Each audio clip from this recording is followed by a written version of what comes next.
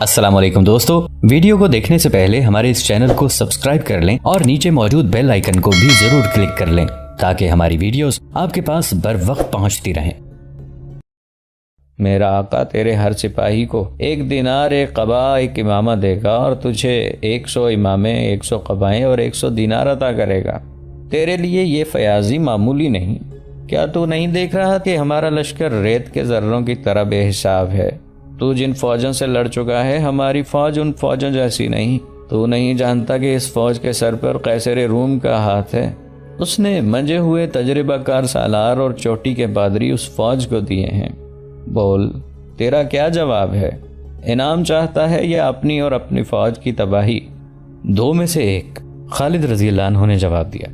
میری 2 شرطوں میں سے ایک پوری کر دو تو میں فوج کو لے کر چلا جاؤں گا۔ اپنے آقا سے کہو کہ اسلام قبول کر لو یا جزیہ ادا کرو، اگر نہیں تو ہماری تلواریں فیصلہ کریں گی۔ میں تیرے آقا کے کہنے پر واپس نہیں جاؤں گا۔ تیرے آقا نے جو دینار قبائیں اور امامے پیش کیے ہیں وہ تو ہم وصول کر ہی لیں گے۔ ایک بار پھر سوچ عربی سالار۔ عرب کے سالار نے سوچ کر جواب دیا ہے۔ خالد رضی اللہ عنہ نے کہا، جا اپنے آقا تک میرا جواب پہنچا دے۔ بوڑھے پادری نے رومی سپہ سالار وردان کو خالد رضی اللہ عنہ کا جواب دیا۔ عرب کے ڈاکوں کی یہ جرت! وردان نے غصے سے پھٹتے ہوئے کہا، کیا وہ یہ نہیں جانتے کہ میں ان سب کو ایک ہی حلے میں ختم کر سکتا ہوں؟ اس نے اپنی سپاہ کی طرف گھوڑا گھما کر حکم دیا، تیر انداز آگے آ جائیں اور ان بدبختوں کو فنا کرنے کے لیے تیار ہو جائیں۔ فلاخن بھی آگے لے آؤ۔ تیر انداز آگے آئے تو مسلمانوں کے قلب کے سالار معاذ بن جبل رضی اللہ عنہ نے اپنے دستوں کو حملے کی تیاری کا حکم دے دیا۔ ٹھہر جا ابن جبل، خالد رضی اللہ عنہ نے کہا، جب تک میں نہ کہوں حملہ نہ کرنا۔ سورج سر پر آ کر آگے آنے لگے تو ہم حملہ کریں گے۔ ابن الولید، معاذ بن جبل نے کہا، کیا تو نہیں دیکھ رہا کہ ان کی کمانیں ہم سے اچھی اور بڑی ہیں؟ بہت دور تک تیر پھینک سکتی ہیں۔ وہ ہمارے تیر اندازوں کی زد سے دور ہیں۔ میں ان تیر اندازوں پر حملہ کر کے انہیں بیکار کرنا چاہتا ہوں۔ ان کے فلاخن دیکھو، یہ پتھر برسائیں گے۔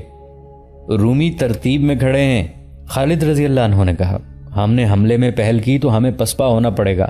ان کی ترتیب ذرا اکھڑنے دو، ان کا کوئی نہ کوئی کمزور پہلو ہمارے سامنے آ جائے گا۔ رومیوں نے کچھ دیر انتظار کیا۔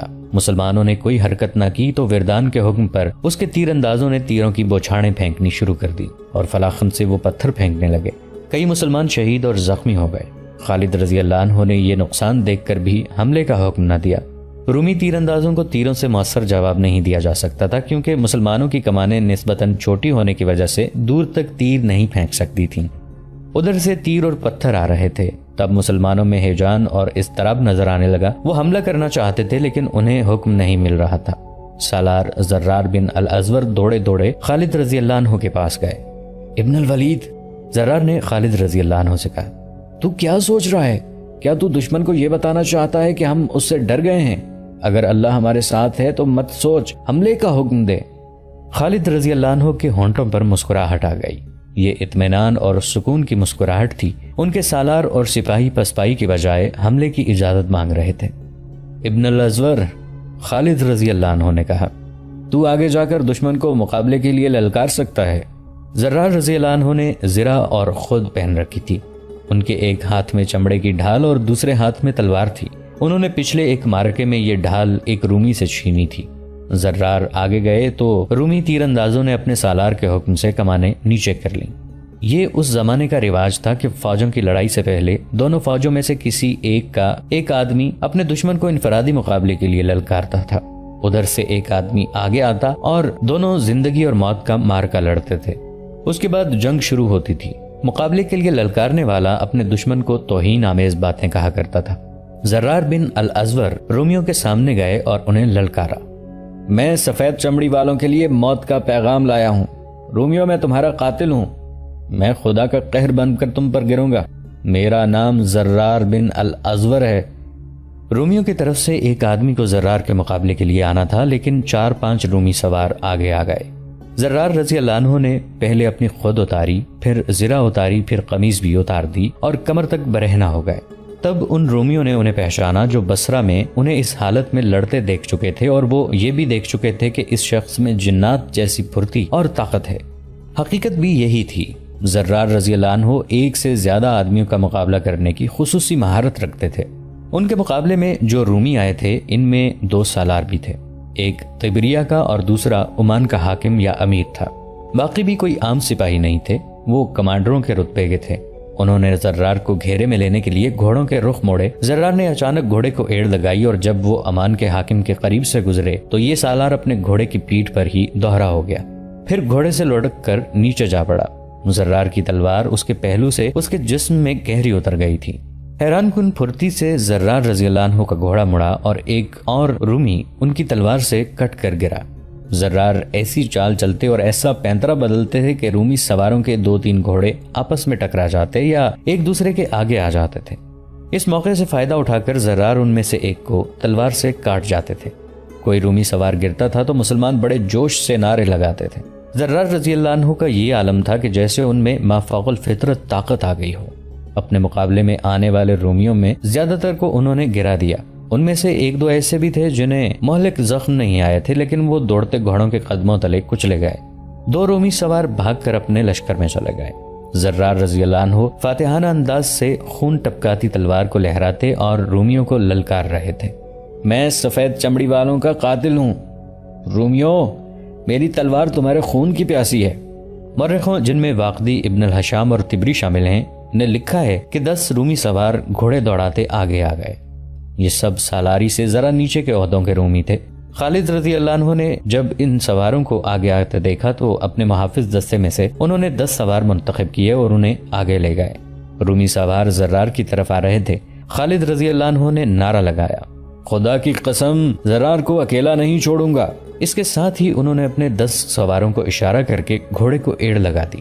10 سوار ان کے ساتھ گئے۔ رومی سواروں کی نظریں زرار پر لگی ہوئی تھیں۔ خالد رضی اللہ عنہ اور ان کے سوار رومی سواروں پر جا جھپٹے۔ زرار کی تلوار بھی حرکت میں آ گئی۔ رومیوں نے مقابلہ کرنے کی کوشش کی، لیکن خالد رضی اللہ عنہ اور ان کے سواروں کی تیزی اور تندی نے رومیوں کی ایک نہ چلنے دی اور سب کٹ گئے۔ رومی سالاروں نے اسے اپنی بے عزتی سمجھا اور مزید آدمیوں کو انفرادی مقابلوں کے لیے آگے بھیجنے لگے۔ زرار رضی اللہ عنہ نے ان میں سے 2-3 کو ہلاک کر دیا۔ مقابلے کے لیے آگے آنے والے ہر رومی کے ساتھ زرار ہی مقابلہ کرنا چاہتے تھے، لیکن خالد رضی اللہ عنہ نے انہیں پیچھے بلا لیا اور دوسرے مجاہدین جن کے تاریخ میں نام نہیں دیے گئے کو باری باری آگے بھیجا۔ ہر مقابلے میں مجاہدین فاتح رہے۔ دونوں فوجوں کے درمیان بہت سی رومیوں کی لاشیں پڑی تھیں۔ مورخوں کے مطابق یہ مقابلے کم و بیش 2 گھنٹے جاری رہے اور سورج اس مقام پر آ گیا جس مقام پر خالد رضی اللہ عنہ چاہتے تھے کہ آ جائے تو حملہ کریں گے۔ مقابلوں کے دوران تیر انداز اور فلاخن سے پتھر پھینکنے والے خاموش کھڑے تھے۔ مقابلہ ابھی جاری تھا۔ خالد رضی اللہ عنہ نے حملے کا حکم دے دیا۔ یہ عام قسم کا حملہ تھا جسے حلہ یا چارج کہا جاتا ہے۔ اس سے پہلے رومی تیر انداز اور فلاخن بہت بڑی رکاوٹ تھے۔ انہیں خاموش دیکھ کر خالد رضی اللہ عنہ نے حملہ کیا تھا۔ حملہ اتنا زوردار تھا اور مجاہدین میں اتنا قہر بھرا ہوا تھا کہ رومی سالار اعلیٰ وردان کو کوئی چال چلنے کی مہلت ہی نہ ملی۔ وہ اپنے لشکر کے آگے کھڑا مقابلے دیکھ رہا تھا۔ اس نے پیچھے کو بھاگ کر اپنی جان بچائی۔ توقع یہ تھی کہ وردان اپنی تعداد کے افراد کے بلبوتے پر اپنے پہلوؤں کو آگے بڑھا کر خالد رضی اللہ عنہ کے پہلوؤں سے آگے نکلنے اور عقب میں آنے کی کوشش کرے گا، لیکن اسے اتنی ہوش نہیں تھی۔ اس نے اپنے لشکر کو پھیلانے کی بجائے اس کی گہرائی زیادہ کر دی تھی، یعنی دستوں کے پیچھے دستے رکھے تھے۔ اس کی یہ ترتیب بڑی اچھی تھی، لیکن خالد رضی اللہ عنہ کی چال نے اس کی ترتیب کو اس کے لیے ایک مسئلہ بنا دیا۔ مسلمان دستوں نے سامنے سے حملہ کیا تو رومیوں کے اگلے دستے پیچھے ہٹنے لگے۔ پچھلے دستوں کو اور پیچھے ہونا پڑا، پھر ان کی ترتیب گڑبڑ ہو گئی۔ مسلمانوں کو اس سے بہت فائدہ پہنچا۔ یہ بڑا ہی شدید معرکہ تھا اور بڑا ہی خونریز۔ سورج مغرب کی سمت ڈھل گیا تھا۔ خالد رضی اللہ عنہ نے محسوس کیا کہ مجاہدین تھک گئے ہوں گے۔ انہوں نے مجاہدین کو مارکے سے نکلنے کا حکم دے دیا۔ ایسے لگا جیسے رومی سالار بھی یہی چاہتے تھے۔ انہوں نے اپنے دستوں کو پیچھے ہٹانا بہتر سمجھا۔ جب دونوں فوجیں پیچھے ہٹیں تو پتہ چلا کہ رومی ہزاروں کی تعداد میں مارے گئے ہیں اور زخمیوں کی تعداد بھی بے شمار ہے۔ اس کے مقابلے میں مسلمانوں کا نقصان بہت ہی تھوڑا ہوا تھا۔ سورج غروب ہونے کو تھا، اس لیے دونوں میں سے کوئی بھی فوج حملہ نہیں کر سکتی تھی۔ اس طرح پہلے روز کی جنگ ختم ہو گئی۔ رات کو دونوں فوجوں کے سالاروں نے اپنے اپنے نائب سالاروں وغیرہ کو بلایا اور اپنے اپنے نقصان کا جائزہ لینے لگے اور اگلی کارروائی کے متعلق سوچنے لگے۔ رومیوں کے سالار اعلیٰ وردان کی کانفرنس میں گرما گرمی زیادہ تھی۔ وردان نے صاف کہہ دیا تھا کہ جنگ کی یہی صورتحال رہی جو آج ہو گئی تھی تو نتیجہ ظاہر ہے کہ کیا ہوگا اور اس نتیجے کا کیا نتیجہ ہوگا۔ کیا میں نے پہلے ہی نہیں کہہ دیا تھا؟ وردان کے سالار قبقلار نے کہا۔ میں اب بھی کہتا ہوں کہ اور زیادہ سوچو اور وجہ معلوم کرو کہ ہر میدان میں فتح مسلمانوں کی ہی کیوں ہوتی ہے اور وہی خوبی ہماری فوج میں ہی کیوں پیدا نہیں ہوتی؟ آج کی لڑائی دیکھ کر مجھے اپنی فتح مشتبہ نظر آنے لگی ہے۔ کیا تو کہنا چاہتا ہے کہ ہم میدان چھوڑ کر بھاگ جائیں؟ وردان نے کہا۔ میں تم سب کو کہتا ہوں کہ اپنی اپنی رائے اور مشورہ دو کہ ہم مسلمانوں کو کس طرح شکست دے سکتے ہیں۔ قبقلار کے ہونٹوں پر عجیب سی مسکراہٹ آ گئی۔ اس نے کچھ بھی نہ کہا اور دوسرے سالار اپنی آراء اور مشورے دینے لگے۔ ان سالاروں کے مشورے مختلف تھے لیکن ایک بات مشترک تھی۔ سب کہتے تھے کہ مسلمانوں کو شکست دینی ہے اور ایسی شکست کہ ان میں سے زندہ وہی رہے جو جنگی قیدی ہو۔ اگر خالد ان کا سالار نہ ہوتا تو انہیں شکست دینا آسان ہو جائے، ایک سالار نے کہا۔ وہ جدھر جاتا ہے اس کی شہرت اور دہشت اس کے آگے آگے جاتی ہے۔ ہمیں تسلیم کرنا چاہیے کہ مسلمانوں کے اس سالار میں اتنی زیادہ جنگی مہارت ہے جو بہت کم سالاروں میں ہوتی ہے۔ میں ایک مشورہ دینا چاہتا ہوں۔ سب متوجہ ہو گئے۔ مسلمانوں کو خالد سے محروم کر دیا جائے، اس نے کہا، اور اس کا ایک ہی طریقہ ہے، قتل۔ کل کی لڑائی میں اسے قتل کرنے کی کوشش کی جائے، وردان نے کہا۔ یہ مشورہ کوئی مشورہ نہیں، لڑائی میں ابھی تک اسے کوئی قتل نہیں کر سکا، مشورہ دینے والے سالار نے کہا۔ میری تجویز یہ ہے کہ ہماری طرف سے ایک ایلچی خالد کے پاس جائے اور کہے کہ ہم مزید خون خرابہ روکنا چاہتے ہیں، ہمارے پاس آؤ اور ہمارے ساتھ بات چیت طے کر لو۔ وہ جب ہمارے سالار اعلیٰ وردان سے ملنے آ رہا ہو تو کم از کم 10 آدمی راستے میں گھات میں بیٹھے ہوئے ہوں۔ وہ خالد کو اس طرح قتل کریں کہ اس کے جسم کی بوٹی بوٹی کر دیں۔ بہت اچھی تجویز ہے، وردان نے کہا۔ میں ابھی اس کا بندوبست کرتا ہوں، داؤد کو بلاؤ۔ تھوڑی ہی دیر بعد ایک عیسائی جس کا نام تاریخوں میں داؤد لکھا ہے وردان کے سامنے کھڑا تھا۔ داؤد، وردان نے اس عیسائی عرب سے کہا، ابھی مسلمانوں کی خیمہ گاہ میں جاؤ اور ان کے سپہ سالار خالد بن ولید کو ڈھونڈ کر اسے بتانا کہ میں رومیوں کے سالار کا ایلچی ہوں۔ اسے میری طرف سے یہ پیغام دینا کہ ہم اس کے ساتھ صلح کی بات کرنا چاہتے ہیں۔ وہ ہمارے پاس کل صبح آئے اور ہمارے ساتھ بات کرے کہ کن شرائط پر صلح ہو سکتی ہے۔ اسے یہ بھی کہنا کہ اس بات چیت میں صرف وہ اور میں اکیلے ہوں گے، ہم دونوں کے ساتھ ایک بھی محافظ نہیں ہوگا۔ داؤد معمولی آدمی نہیں تھا، نہ وہ فوجی تھا۔ وہ قیصر روم کا ایک طرح کا نمائندہ تھا اور اس کا رتبہ وردان سے ذرا ہی کم تھا۔ وردان، داؤد نے کہا، میرا خیال ہے کہ تم قیصر روم کے حکم کی خلاف ورزی کر رہے ہو۔ کیا شہنشاہ ہرقل نے یہ حکم نہیں بھیجا تھا کہ مسلمانوں کو تباہ و برباد کر دو؟ میں سمجھ نہیں سکتا کہ تم صلح اور شرائط کی بات کس کے حکم سے کر رہے ہو۔ میں صلح کا پیغام لے کر نہیں جاؤں گا، پھر تمہیں اپنے راز میں شریک کرنا پڑے گا، وردان نے کہا۔ میں مسلمانوں کو تباہ و برباد کرنے کا ہی منصوبہ بنا رہا ہوں۔ میں خالد بن ولید کو صلح کا دھوکہ دے رہا ہوں۔ وہ اگر آ گیا تو مجھ تک اس کی لاش پہنچے گی۔ میں نے راستے میں اس کے قتل کا انتظام کر رکھا ہے۔ اگر یہ کام کرنا ہے تو میں تمہارے ساتھ ہوں، داؤد نے کہا۔ میں ابھی جاتا ہوں۔ داؤد مسلمانوں کے کیمپ میں چلا گیا۔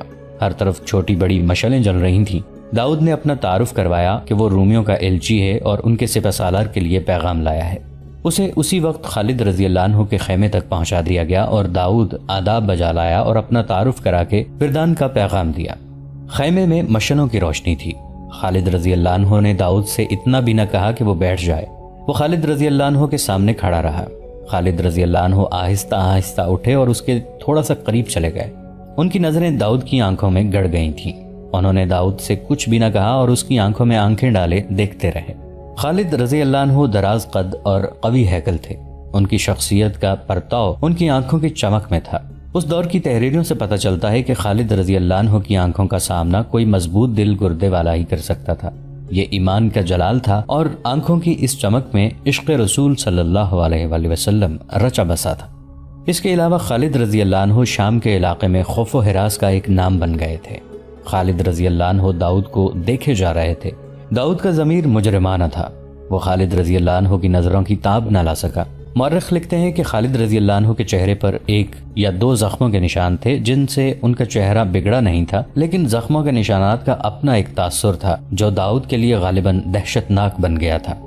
اے عربی سالار، داؤد بھوکلائے ہوئے لہجے میں بولا، میں فوجی نہیں ہوں، میں ایلچی ہوں۔ سچ بول داؤد، خالد رضی اللہ عنہ نے اس کے اور قریب آ کر کہا۔ تو ایک جھوٹ بول چکا ہے، اب سچ بول اور اپنی جان سلامت لے جا۔ داؤد خالد رضی اللہ عنہ کے سامنے کھڑا چھوٹا سا آدمی لگتا تھا، حالانکہ قد اس کا بھی کچھ کم نہیں تھا۔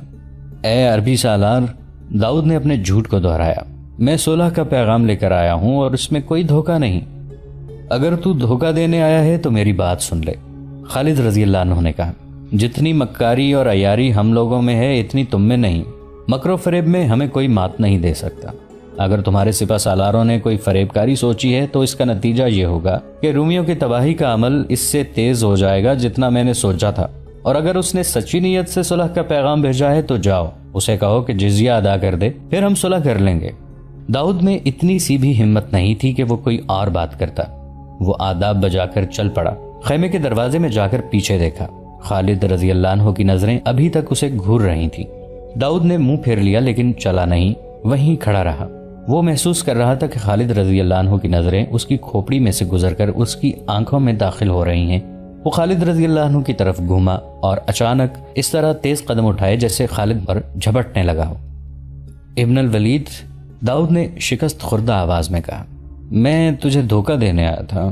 اس نے وردان کی سازش پوری کی پوری بیان کر دی اور یہ بھی بتا دیا کہ کل صبح وردان کے 10 آدمی کس جگہ گھات میں ہوں گے۔ کیا تو بتا سکتا ہے؟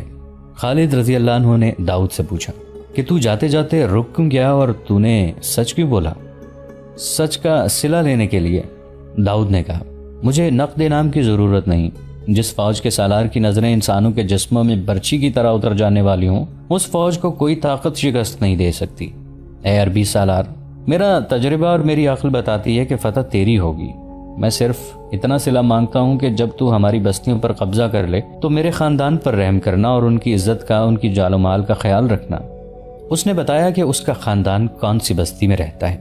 خالد رضی اللہ عنہ نے داؤد کو رخصت کر دیا۔ داؤد نے واپس جا کر وردان کو بتایا کہ وہ خالد رضی اللہ عنہ کو پیغام دے آیا ہے اور خالد مقررہ وقت پر اکیلے آئیں گے۔ داؤد نے خالد رضی اللہ عنہ کی شخصیت سے ایسا تاثر لیا تھا کہ اس نے اپنے آپ کو یقین دلایا تھا کہ رومی ہاریں گے اور فتح مسلمانوں کی ہوگی۔ اس نے اپنی فوج کے سالار اعلیٰ سے جھوٹ بولا کہ خالد رضی اللہ عنہ مقررہ وقت پر آ جائیں گے۔ صبح طلوع ہوئی۔ ابو عبیدہ رضی اللہ عنہ خالد رضی اللہ عنہ کے پاس آئے۔ خالد رضی اللہ عنہ نے انہیں رومی سالار وردان کی سازش سنائی۔ وہ 10 رومی مجھے قتل کرنے کے لیے گھات میں پہنچ چکے ہوں گے، خالد رضی اللہ عنہ نے کہا۔ میں چاہتا ہوں کہ اکیلا جا کر ان 10 رومیوں کو ختم کر دوں، بڑا اچھا شکار ہے۔ نہیں ابن الولید، ابو عبیدہ رضی اللہ عنہ نے کہا، یہ تیرا کام نہیں۔ 10 آدمیوں کے مقابلے میں تو قتل یا زخمی بھی ہو سکتا ہے۔ تو بڑا قیمتی آدمی ہے، یوں کر 10 آدمی ایسے چن لے جو بہت ہی بہادر ہوں، انہیں وہ جگہ بتا کر بھیج دے۔ خالد رضی اللہ عنہ نے 10 مجاہدین منتخب کیے اور انہیں بتایا کہ کہاں جانا ہے اور کیا کرنا ہے۔ ان میں زرار بن الازور رضی اللہ عنہ بھی تھے۔ انہیں ان 10 آدمیوں کا کماندار مقرر کیا گیا۔ مشہور مورخ واقدی نے یہ واقعہ ذرا مختلف بیان کیا ہے۔ وہ لکھتے ہیں کہ طے یہ پایا تھا کہ خالد رضی اللہ عنہ اور وردان کی ملاقات ہوگی۔ وردان خالد رضی اللہ عنہ کو دبوچ لے گا اور اس کی پکار پر اس کے 10 آدمی گھات سے نکل کر خالد رضی اللہ عنہ کو قتل کر دیں گے۔ 3 اور مورخوں نے بھی یہی واقعہ اسی طرح بیان کیا ہے۔ وردان نے اپنے 10 آدمی رات کے آخری پہر کی تاریکی میں گھات لگانے کے لیے بھیج دیے تھے۔ خالد رضی اللہ عنہ نے اپنے 10 آدمی اسی وقت کے لگ بھگ بھیج دیے۔ اس کے ساتھ ہی خالد رضی اللہ عنہ نے اپنے سالاروں سے کہا کہ وہ گزشتہ روز کی ترتیب سے میدان جنگ میں کھڑے ہو جائیں اور حملے کے لیے تیار رہیں۔ وردان نے مسلمانوں کو جنگی ترتیب میں آتے دیکھ کر جنگی ترتیب میں ہو جانے کا حکم دیا اور صبح طلوع ہوتے ہی وہ شاہانہ جنگی لباس میں اس جگہ چلا گیا جہاں اس نے خالد رضی اللہ عنہ کو ملاقات کے لیے بلایا تھا۔ ادھر سے خالد رضی اللہ عنہ بھی آ گئے اور دونوں ایک دوسرے کے سامنے کھڑے ہو گئے۔ او عرب کے بدو، وردان نے خالد رضی اللہ عنہ سے کہا، تو اور تیرے لوگ عرب میں بھوکے مرتے ہیں اور تو قیصر و روم کی شاہی فوج کے مقابلے میں آ گیا ہے۔ اور لٹیرے، کیا میں نہیں جانتا کہ تم لوگ وہاں مفلسی کی بدترین زندگی گزارتے ہو؟ اور رومی کتے، خالد رضی اللہ عنہ نے غضبناک آواز میں کہا، میں تجھے آخری بار کہتا ہوں، اسلام قبول کر لے یا جزیہ عطا کر۔ وردان نے جھپٹ کر خالد رضی اللہ عنہ کو اپنے بازوں میں جکڑ لیا۔ آؤ آؤ، وردان نے اپنے 10 آدمیوں کو پکارا جو قریب کہیں چھپے ہوئے تھے۔ خالد رضی اللہ عنہ کم طاقتور تو نہیں تھے، لیکن وردان بھی طاقت میں کچھ کم نہ تھا۔ خالد رضی اللہ عنہ نے بہت زور لگایا کہ وردان سے ذرا سا آزاد ہو جائیں تاکہ تلوار نیام سے نکال سکیں، لیکن کامیاب نہ ہو سکے۔ انہوں نے دیکھا کہ 10 آدمی اپنی فوجی وردی میں ان کی طرف دوڑے آ رہے ہیں۔ خالد رضی اللہ عنہ کو اپنا آخری وقت نظر آنے لگا۔ انہیں توقع تھی کہ زرار رضی اللہ عنہ اور ان کے 9 مجاہدین نے گھات والے 10 رومیوں کو ختم کر دیا ہوگا، مگر وہ 10 کے 10 زندہ چلے آ رہے تھے۔ تو دوستو یہ تھی ہماری آج کی ایپیسوڈ. امید کرتے ہیں آپ کو ہماری ایپیسوڈ پسند آئی ہوگی. جانے سے پہلے اس ویڈیو کو لائک، شیئر اور کامنٹ کرنا مت بھولیے. اور اگر آپ ہمارے چینل پر نئے ہیں تو اسے سبسکرائب کیجئے اور بیل آئیکن پر کلک کیجئے تاکہ آپ کو تمام ویڈیوز فوراً ملتی رہیں. اگلی ویڈیو تک کے لیے اپنا خیال رکھیے. اللہ حافظ.